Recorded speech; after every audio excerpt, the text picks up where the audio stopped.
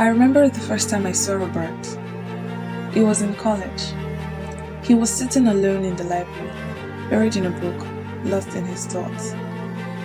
And from that very second, I wanted to make love to him. I was 22 and he was 24. Robert had just come out of a messy relationship, or so I heard from others. They said he was heartbroken, not looking for anything serious. But something about him drew me in, something in those sad brown eyes. I needed his help with a few things, so I made the first move. At first, it was just friendship, or at least that's what I made him think. But deep down, I knew there was something more. So one day, I walked into his room wearing a revealing gown that showed off everything. I had paid his roommate stay away. I walked in with a half-empty bottle of whiskey. I knew it was going to be a wild night, and I was ready for it. Robert looked up from his book as I entered, his eyes widening at the sight of me.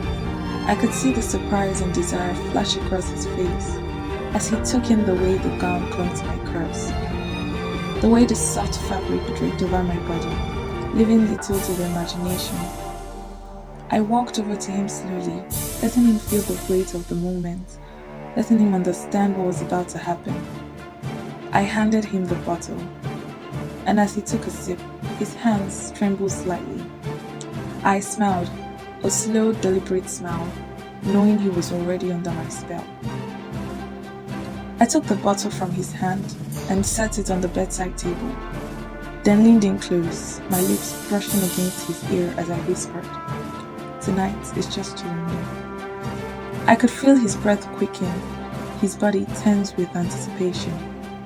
I ran my fingers down his chest, feeling the heat of his skin through his shirt. I could tell he was holding back, unsure of how far this would go. But I wasn't. I wanted to make him mine, to take him to a place he'd never been before. I pressed my lips to his, soft at first, teasing, before deepening the kiss, letting my tongue explore his mouth, tasting the whiskey on his breath. Robert's hands found their way to my waist, pulling me closer, and I felt a shiver of excitement run down my spine.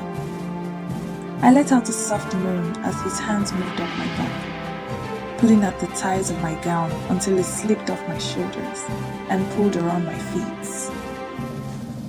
I was standing there, bare before him, and I could see the hunger in his eyes. I pushed him back onto the bed, climbing on top of him, and for a moment we just looked at each other, the air between us thick with desire. Then, without a word, I lowered myself onto him, and together we fell into a rhythm, our bodies moving as one, each touch, each kiss, igniting a fire that consumed us both. Robert wanted us to be official, to put a label on whatever we had, but I couldn't do it. I told him about my past engagement, how it had failed, how it had broken me. But deep down, I knew that wasn't the real reason. I liked the power I had over him, the way he kept wanting more while I kept pulling away. Robert was so sweet, so kind. He was everything I should have wanted. But something inside me didn't want to let him have that. I'd make little comments, comparing him to my exes, picking at small things until they grew into arguments. I could see the confusion in his eyes, the way he started to doubt himself. But I didn't stop. I knew what I was doing, but I didn't care. There were good times too, times when everything seemed perfect. We'd laugh, we'd kiss, and it felt like we were the only two people in the world. But those moments never lasted. I remember once we were playfully arguing and I slapped him. Twice. It was a joke, to me at least, but I saw the hurt in his eyes.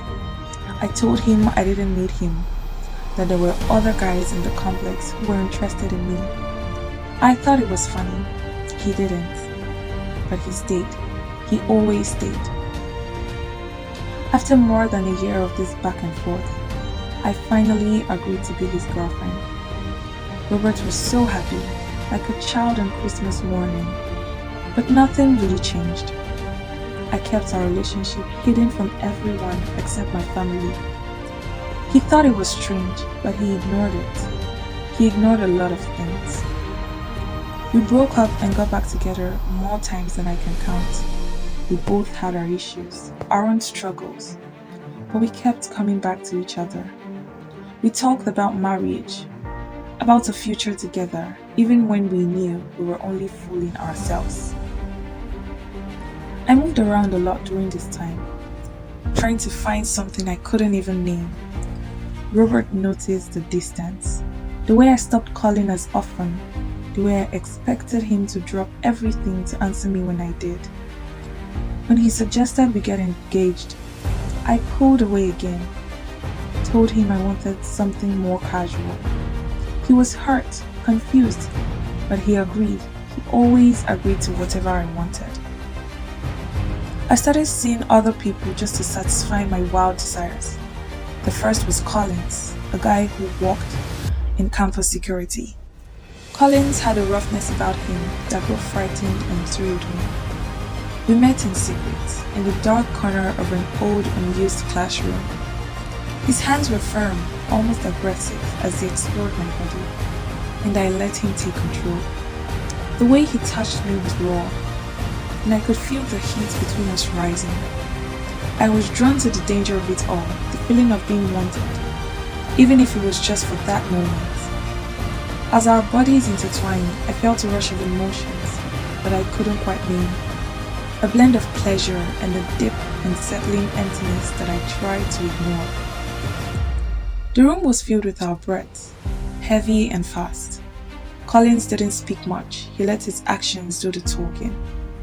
His kisses were forceful, and I found myself giving in to him completely, losing myself in the intensity of it all. Every touch, every movement was driven by a need to escape, to forget everything that was wrong in my life, even if just for a little while. I clung to him, searching for something real, something that would make me feel alive, but all I found was a fleeting moment of satisfaction. When it was over, we lay there in silence, both knowing that this was nothing more than a temporary release. As I got dressed, I realized the emptiness was still there, deeper now, but I pushed it aside. This was just the beginning after all. Collins was the first of many. They always ended up treating me like trash. But then I was only in it for the sex. I still kept Robert around. I'd tell him about my dates, how they didn't compare to him. He was better than all of them, I said. It made him stay, even when he knew he shouldn't. His friends and family told him to leave, to save himself from the pain I was causing him. But he didn't listen. He confronted me once, tried to end things, but I wouldn't let him. I pulled him back in like I always did. I became meaner, crueler. I told him things that cut him deep, things I knew would hurt. I told him I'd never tell him if I got pregnant, that I'd make decisions about the child without him. He wanted to be a father so badly, and I used that against him. But still, we'd make up, and the cycle would start all over again. It was around Christmas, while Robert was visiting his brother in Florida, that things finally started to unravel. I guess his brother talked sense into his head. When he came back, I noticed he seemed stronger. My mind games no longer had their effect on him. I panicked and told him I didn't want to date anymore. Robert agreed, and I could see the relief in his eyes, like a weight had been lifted. This made me go crazy. I told him things no one should ever hear from someone they love. I told him I never saw him as husband material, that I didn't want kids with him because they wouldn't look like me. We were from different ethnic backgrounds, and I used that as an excuse to push him away. I knew it was wrong, but I did it anyway. After we broke up, he tried to move on. He blocked me, tried to cut me out of his life. but I couldn't let him go, not completely. I contacted him again under some silly pretense and we tried to be friends. But it didn't work. He finally realized that he needed to end it for good, and he did. He sent me an email telling me how he felt, telling me to leave him alone. He was right, but I couldn't stand it. My father, always protective, stepped in. He's an ex-Marine, a lawyer, and he didn't like the way things ended. He sent a warning telling him to stay away from me. But the truth is, I was the one who should have stayed away from him. I was the one who caused the pain, the confusion, the heartbreak. Now as I sit here alone with my thoughts, I realize what I did. I pushed away the one person who truly cared for me, who loved me despite all my flaws. I see now how toxic I was, how I hurt him just to feel in control. I regret it. I regret everything, but it's too late. He's gone, and I'm left with nothing but the memories of what could have been. I was the crazy one, the one who couldn't let go, the one who destroyed something beautiful.